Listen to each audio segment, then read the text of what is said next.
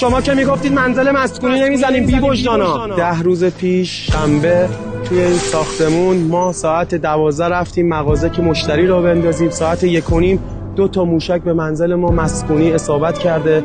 مادر خانومم، فرزند 1 سال و نیمم و همسرم. میخوام بهتون بگم من تا الان گول این شبکه‌ها رو خوردم، وایسادم پاشون که میگفتم منزل مسکونی نمیزنیم، نشستم تو خونم. کی جوابگو آینده منه؟ من یه آدم امروزی ام. فکر نکنید من جهت دارم. نه، من یه آدم ساده بودم مثل شما. ساده انگار بودم، ساده باور بودم. با من این کارو کردن. شما که میگفتید منزل مسکونی نمیزنیم بی وجدانا. خونه بچه مظلوم من گردن شماست، تا ابد گردن شماست و بعد جوابگو باشید. من امروزی هم تتو دارم، به خدا من مثل شما هم.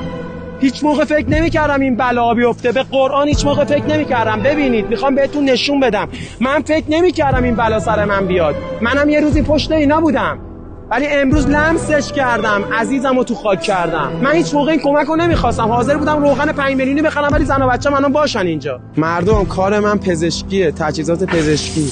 نگاه کنید، زن من امروزی بوده. من اول جهتدار بودم، نمیذاشتم کسی اینجا فیلم بگیره. همین بچهای جهادی که اومدن اینجا کار کردن بهشون فحش میدادم، بیرونشون میکردم. همینا 10 روز پای کار من وایسادن، حتی اینقدر به من تحویل دادن.